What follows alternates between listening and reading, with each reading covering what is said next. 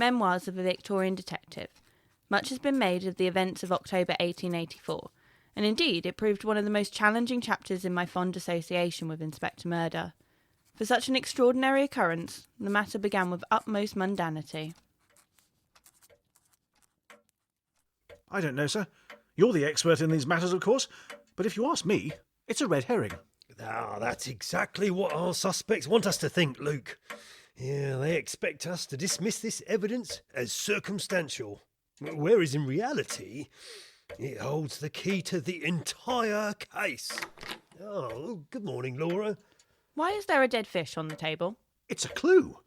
Looks like a red herring. Oh, not you as well. Run for your lives! Constance? We're all fucked! What are you on about? Stop there, police. Oh, I get it.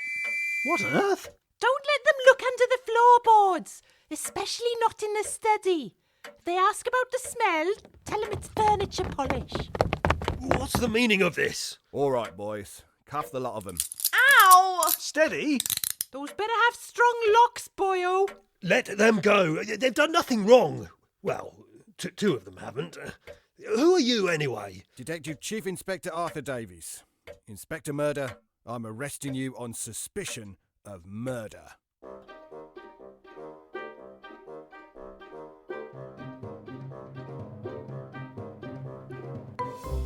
Unbound Theatre presents Inspector Murder Inspects by Dario Knight and Gareth Johnson. Episode 6, A Trial. Laura, we've been waiting for you. The trial's about to start. I'm aware of that, Luke, what with being the Inspector's Defence Counsel and all. How come Constable Convict didn't get a proper lawyer? No idea. I'm utterly out of my depth. It's terrifying. I didn't think they'd allow it after the arrest. At least they owned up to it being a mistake. They were only supposed to cuff the inspector. I was referring to what happened at the police station. Another misunderstanding? You put 3 grown men in hospital. I didn't touch them. It was a psychiatric hospital. The scars were emotional. Oh, look out. Here comes the prosecution. Where? Oh, I see. Well, if it isn't little Laura Norder. Laura, it's been years. You know him? Luke, Constance, this is Harry. We're from the same village. More than that, surely. We grew up together. What a surprise to see you again. I didn't realise you'd gone into law. Rising star of the system, if I say so myself. What's with you in this barrister's get-up? Fancy dress? I'm the counsel for defence in the Inspector Murder case. What? Loopy Laura in court? Loopy? That's what they call her back home. Loopy Laura, who saw conspiracies round every corner. Fancied herself as a master sleuth of all things. You do know women can't qualify as lawyers. Special dispensation at the client's request. I work as a freelance private investigator, so I do know something about criminology. Private investigator? Oh, that is too much. Well, apologies in advance, but this case is mine for the winning. See you in court, as they say. Haha. What a charming fella. How come you never mentioned him before? Loopy? Because he was an insufferable know-it-all then, and clearly time's not healed that particular gaping wound on his personality. Ladies and gentlemen, the Buckshot murder trial will be in session shortly. Please make your way through to courtroom 1. Better get going. You two head for the public gallery. Before we do, I've got something for you. What? My latest invention. It's a lie detector. Just flick this switch here and leave it out of sight of the judge. This bulb lights up when it detects a fib. It'll come in handy when they start bringing in the witnesses. Thank you, Luke. Good luck. Come on, Constance. Let's grab a seat. Oh, do they sell snacks? All rise for the Honourable Judge Wentworth. Wentworth? Be seated. Would the defendant please stand? Inspector Murder, you stand accused of the murder of Lord Alfred Buckshot. How do you plead? Not guilty. Bollocks! Silence in court. Counsel for the prosecution. Your opening remarks, if you please. Thank you, Your Honour. May I begin by saying what a pleasure it is to be working with you again? You may. What a pleasure it is to be working with you again, Your Honour. Noted.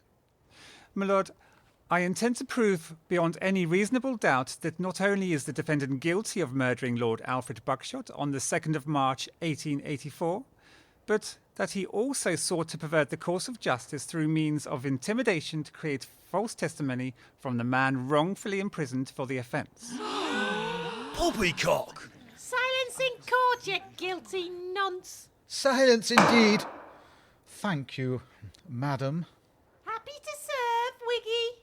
Furthermore, I intend to demonstrate that Inspector Murder has posed a continued threat to the British public through his work as a consulting detective, engaging in activities tantamount to assault, criminal damage, and defamation of character. Counsel will seek not only conviction for this most disturbing murder, but to initiate legal proceedings on a spate of underhanded dealings, the details of which shall become apparent in due course. Thank you, MacLeod. Excellent work, counsel.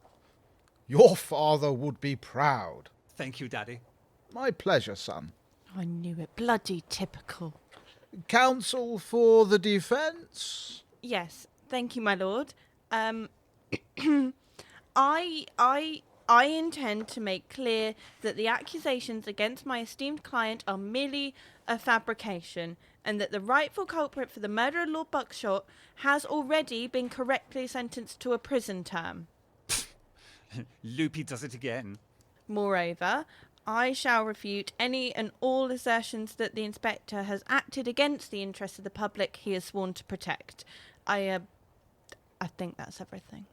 Ha! Pitiful. Thank you, counsel. Jury, you have heard the opening statements with regards to this case. We shall now allow the prosecuting counsel to call their first witness. Oi, Wiggy, any chance of a pee break? I told you not to drink all that cordial at once. And look, you've dropped boiled sweets all over the floor. Won't need long, just a quick waz and a refill. Agreed. Court will take a 5-minute recess. Make it 10. That was a jumbo-sized super slurp bucket of juice. Any advance on 10 minutes? Actually, I've got a bit of skirt waiting on me for our rendezvous, Pa. Could we make it 15? 7-minute walk away, is it? No advance on 15 minutes? Sold!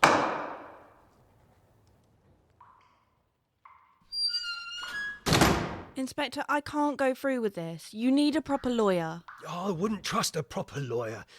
You're my best chance. But I don't know what I'm doing. Oh, you always figure it out. It's a farce.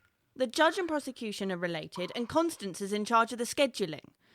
And of all the lawyers in England, why did Harry Wentworth have to be here? You know him? Since we were children. He was the rich kid in the village, always showing off his latest toys, then letting poor kids play with them in return for unerring hero worship. Didn't work on you.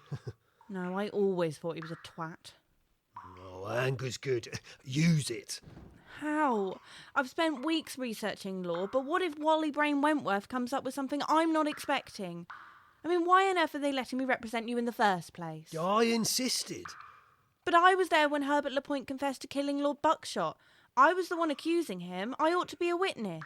If I question him about anything relating to the arrest, he could put the blame on me as well as you, and then we've even less of a hope of winning. Oh, they're not interested in that. You'll see. Now, have you decided who you're calling as witnesses? The prosecution will call everyone else present at the arrest, save for Luke, because he'll take our side. So I'll start with him, and then... Then me. No! I have to. I want to clear my name. They'll destroy you. I don't know all the ins and outs of court cases, but I do know not letting the prosecution interrogate the defendant is level 1 stuff. I'll be fine. You'll be humiliated. I'm not letting that happen. Again. Laura, you must.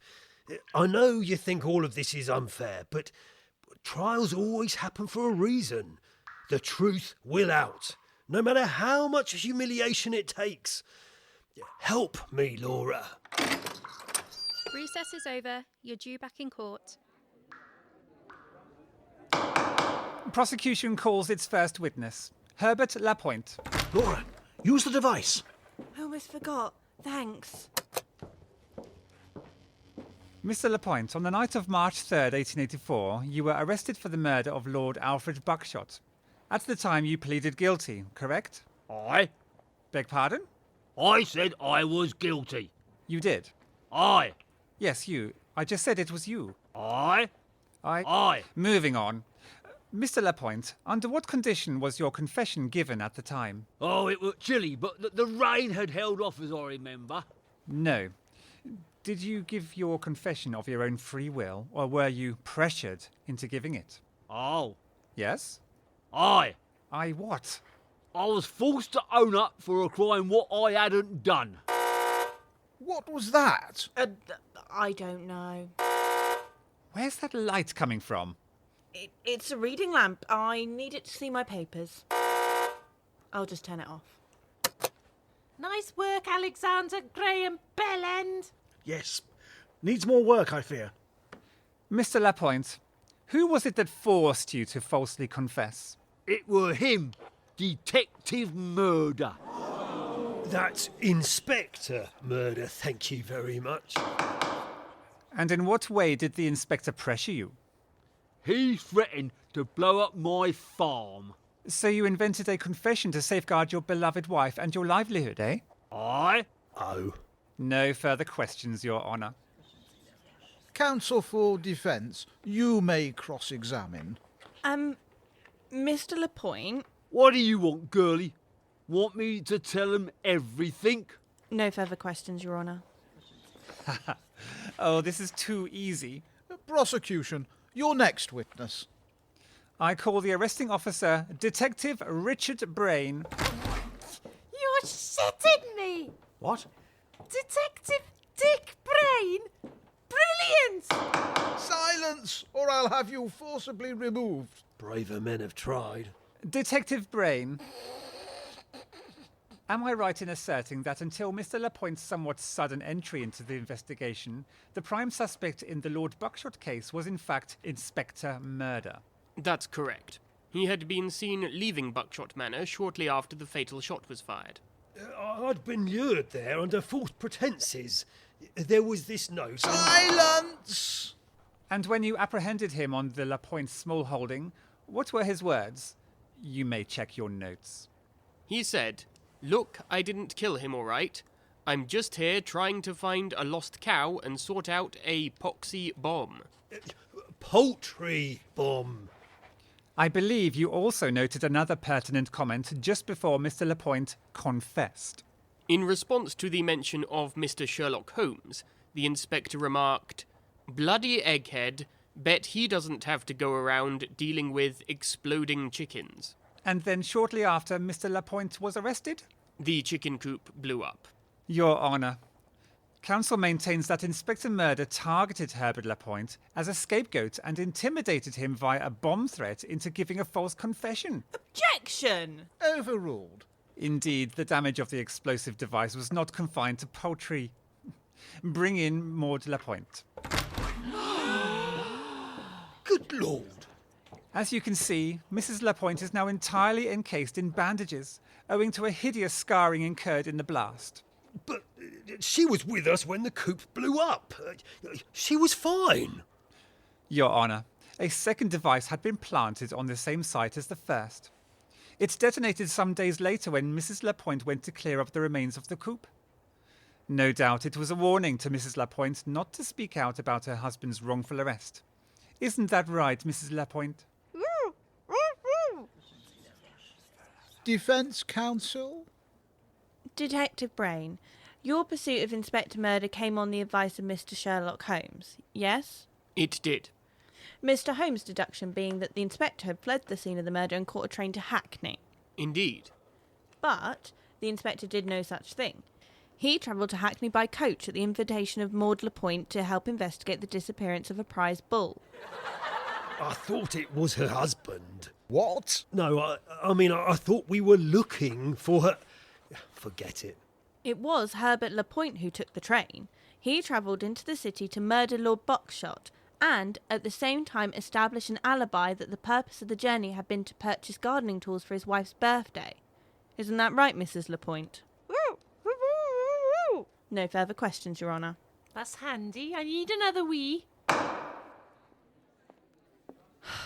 What next, I wonder? Loopy, why the long face? Sod off, Harry. There's no need to take it personally. Here, have some water. It's just a bit of fun, all this, you know. Fun? My friend's on trial for murder. It's all a game, really. A fool's errand. You know that, don't you? I wish I had your sense of detachment. Actually, no, you're an arsehole. I take that back. Ha! See you. What about me? And see me. Regrettably. Could be a perfect match. The whole village thought so. Change the subject. Picked your witnesses yet? You'll call the scientist, of course.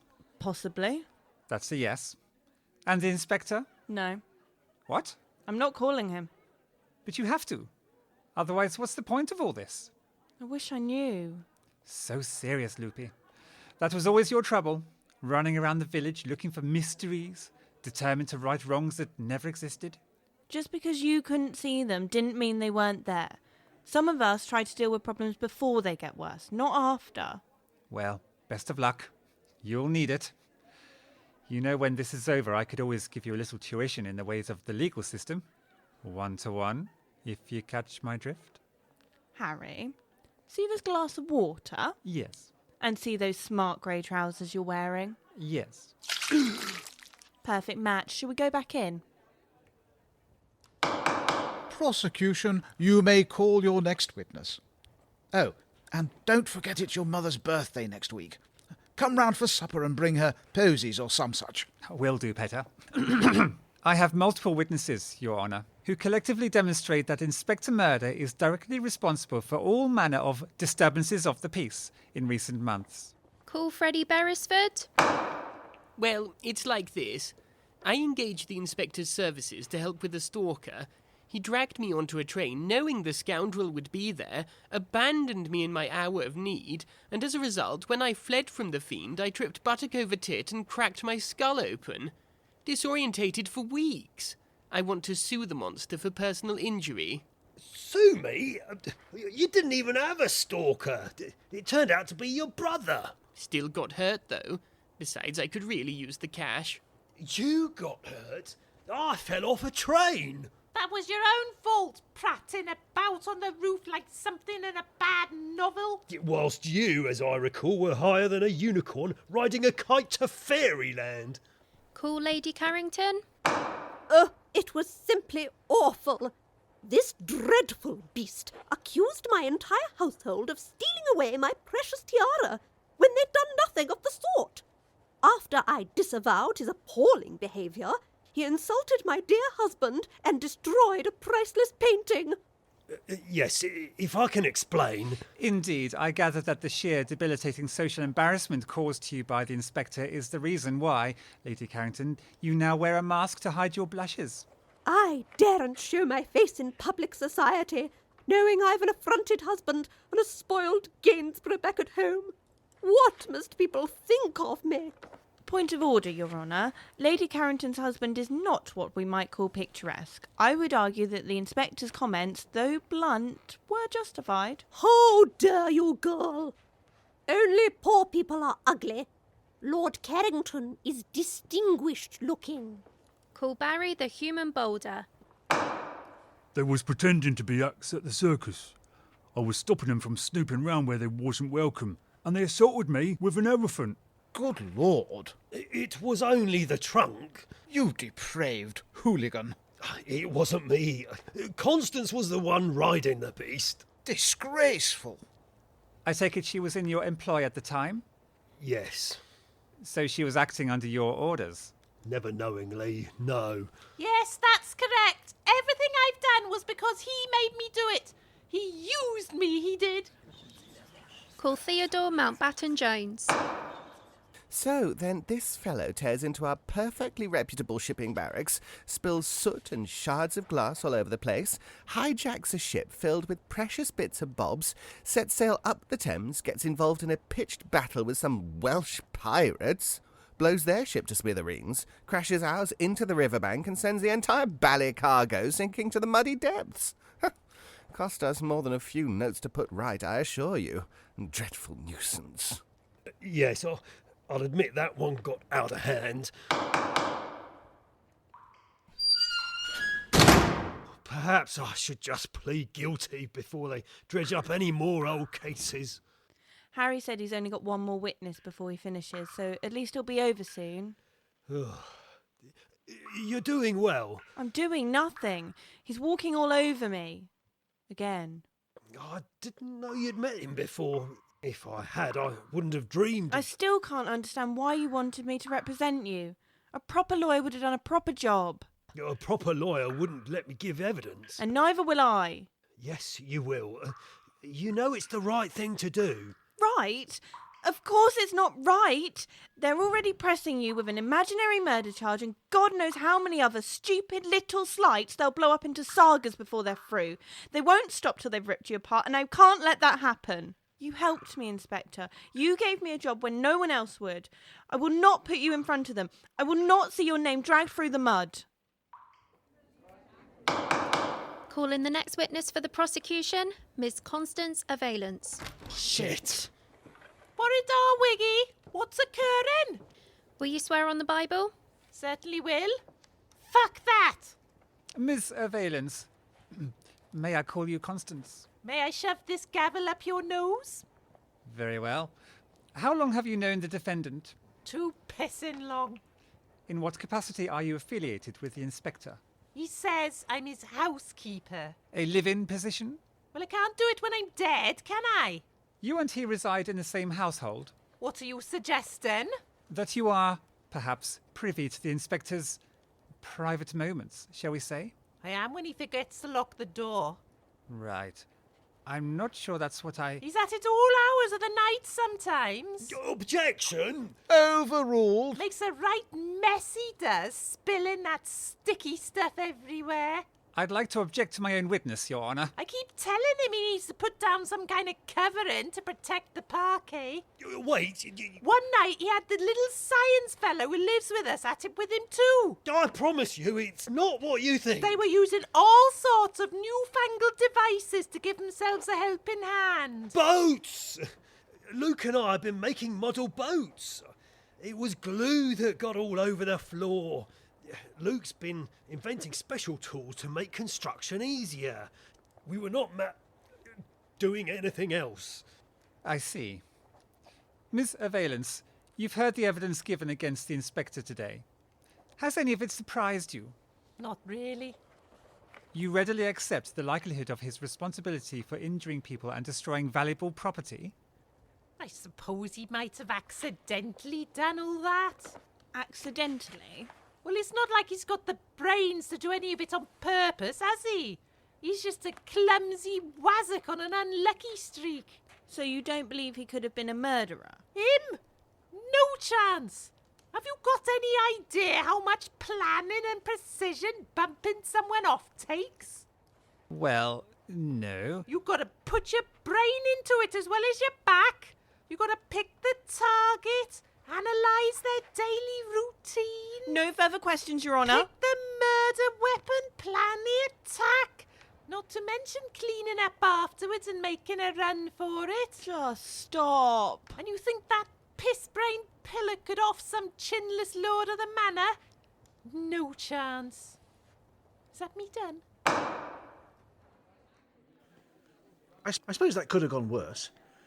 On the plus side, she didn't headbutt anyone. True. That reminds me, we must send an apology to the aquarium.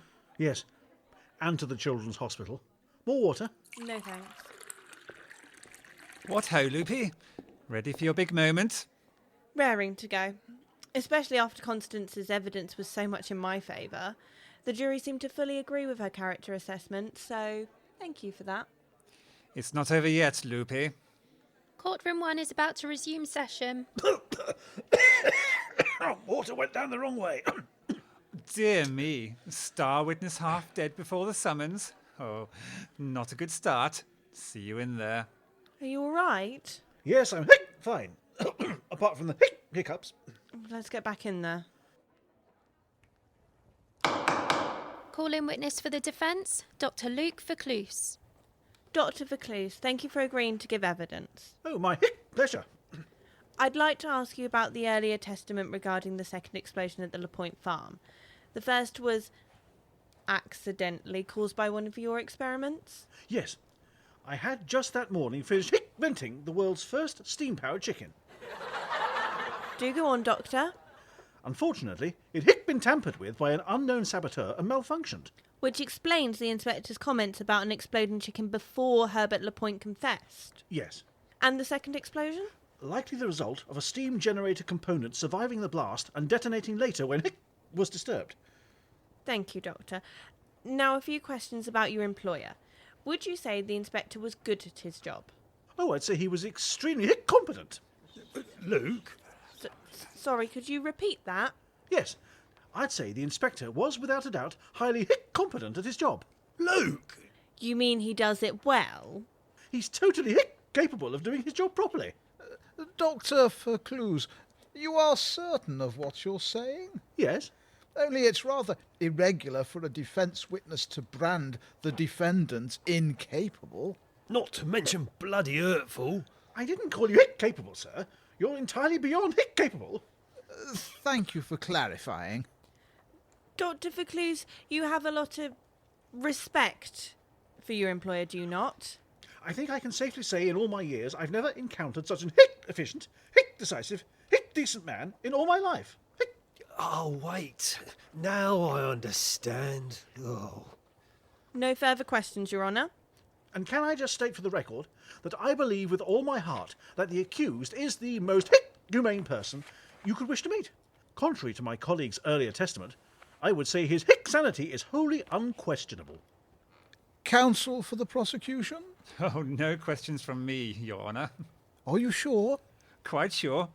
Dr. Vercluse's evidence has been most invaluable. Sorry about that. At least the bit about the explosion got across unscathed. So, who are you going to call as your next witness? I don't know. If you call the... Don't. He suffered worse, you know. He worked at the yard for a long time before he became a consulting detective. That's where I met him. He was one of the best. Intuition like you wouldn't believe. He might be past his prime now, but back then he only had to look at a person and he'd know whether they'd done something wrong. Let them go. They've done nothing wrong. That's what he said. When the police came to the agency to arrest him, he said, they've done nothing wrong. Not we, but they. Like he wasn't referring to himself. You don't mean you think he's guilty? No, but something's connecting. I think I'm beginning to see.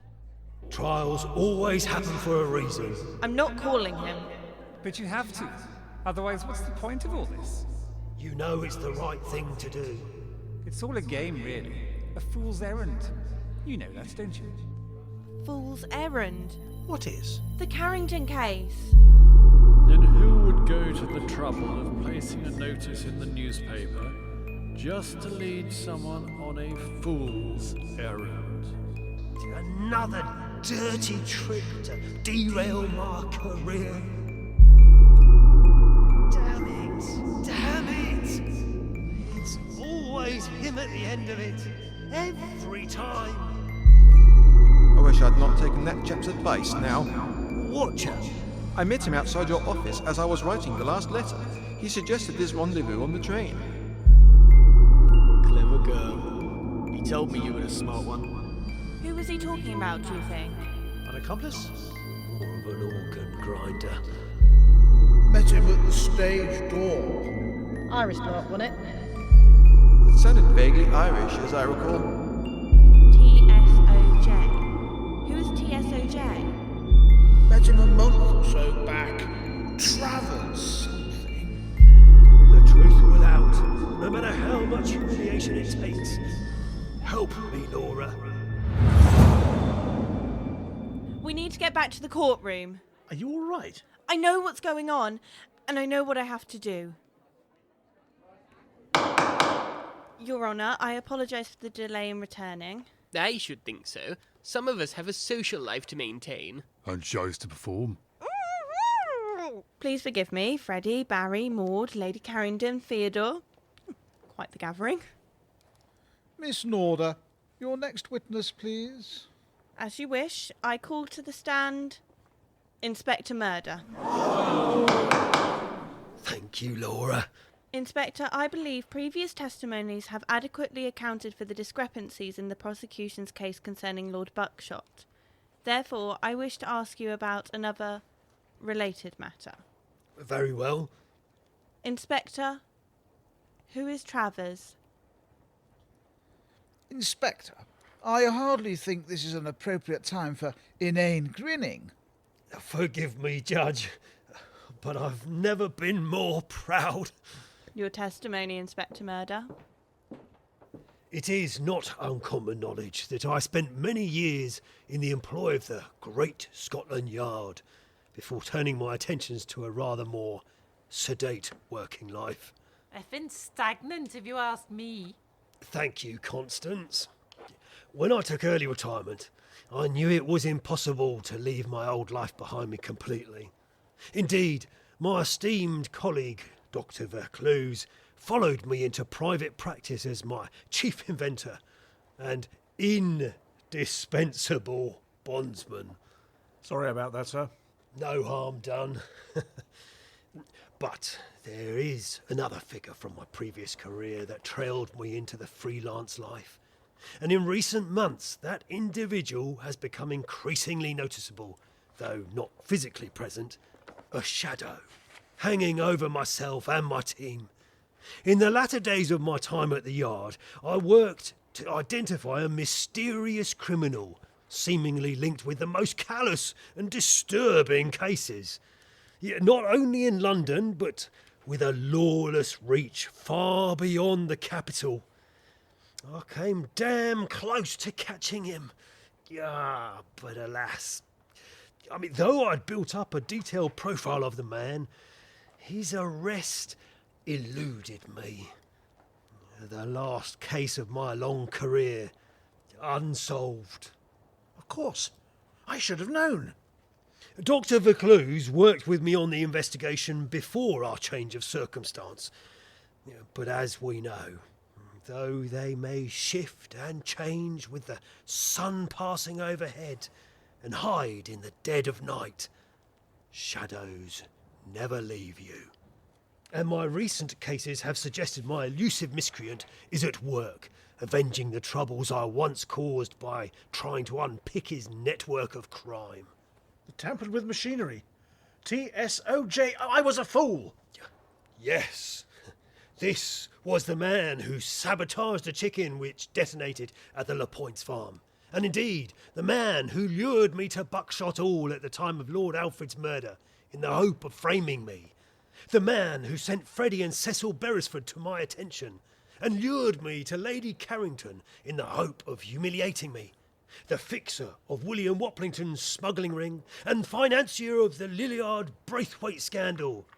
There is a thread combining my recent cases, Your Honour, but it is not my incompetence. Objection! Oh, shut up, Constance. Clearly, Mr. TSOJ is determined to undermine me, frame me, humiliate me. With a man as dangerous as that snapping at the heels of my friends and myself, I decided I must take action. I needed to lure him into the open. Putting yourself in the dock, the ultimate humiliation. You mean? The trial is a hoax. What a claptrap. Show's over, Wentworth. But many thanks for playing along. You too, Junior. My pleasure. You're a disgrace to the legal profession, but you have your uses. They were all in on it? Yes, as were the police who arrested us. A public trial was the perfect way to lure TSOJ into the open. And my taking the stand was the critical opportunity to see me fail. I'm grateful, Laura, that you understood why. So he's here then? I've no doubt. Detective Davies locked the doors when we resumed, so there's no way out. Time to illuminate the shadow. We don't know the bugger's name yet. First name Travers. TSOJ. Travers Steve O'Justice. Now, I never quite clasped eyes on the man's face. He has a predilection for disguises which muddied the waters. But I'd wager even he wouldn't risk being seen in a building full of law enforcers. He'd need to hide his face and his voice. Wouldn't he, Mrs. Lapointe? Nice try, Travers. But I've got you this time. Ladies and gentlemen, pray be standing for the Lord of Misrule. Shit, it's an old woman. I'm sorry, Mrs. Lapointe. I'm so sorry. Please, stop screaming. Behind you! What? Lady Carrington? The mask! Good shot, Inspector, but not as good as this one. Everybody down! Davies, do it now! Go, go, go! What's going on? I know that smell. It's knockout gas. Lady Carrington, Travers, she's...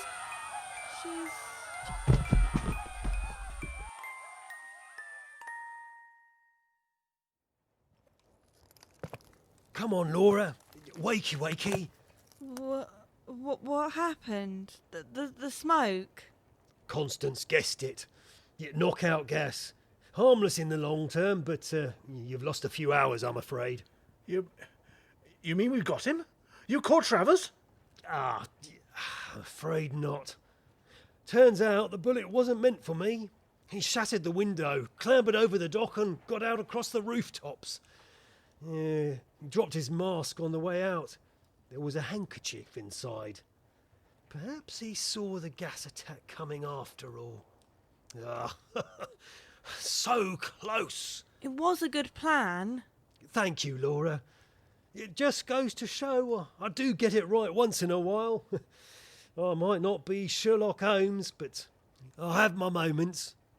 Why didn't you let us in on it? We could have helped. Travers is my problem.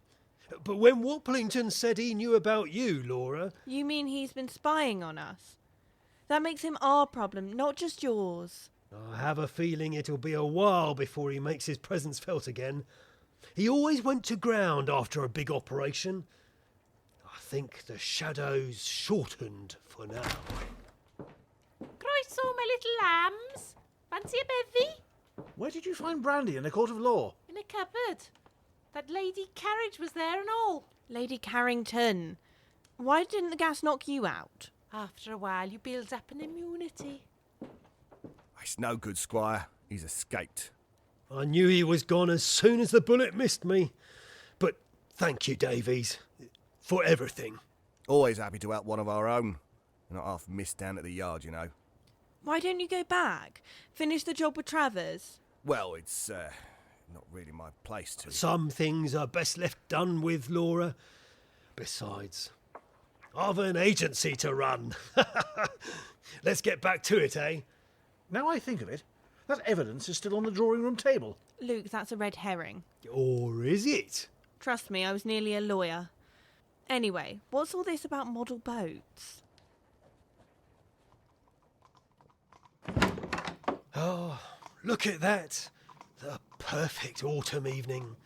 Ideal weather for a long walk home. Sod that. I'm off to the Red Lion. Anyone for a swift one? Yeah, all right. Just the one. See you later, you two. Come along, Laura. Let's get home.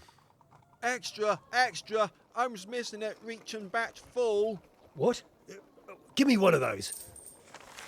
What's happened? It's Holmes. Apparently he fell off a waterfall in Switzerland. He's missing, presumed dead. Oh, no! Oh, yes! You know what this means? We're the only consulting detectives in London.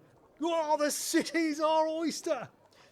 Laura, fetch me my deer stalker, my pipe and my violin. You don't play music, smoke or wear hats. I do now. Shove over, Sherlock. It's Inspector Murder's time to shine.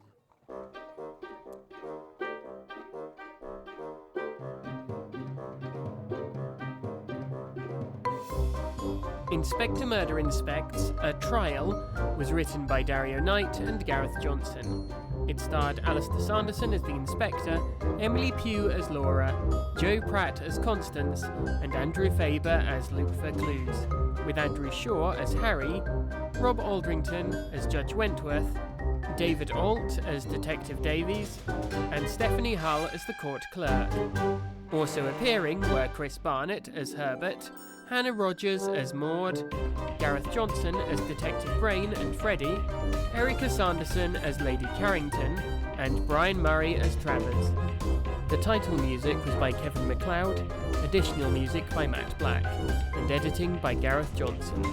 It was produced and directed by Dario Knight for Unbound Theatre.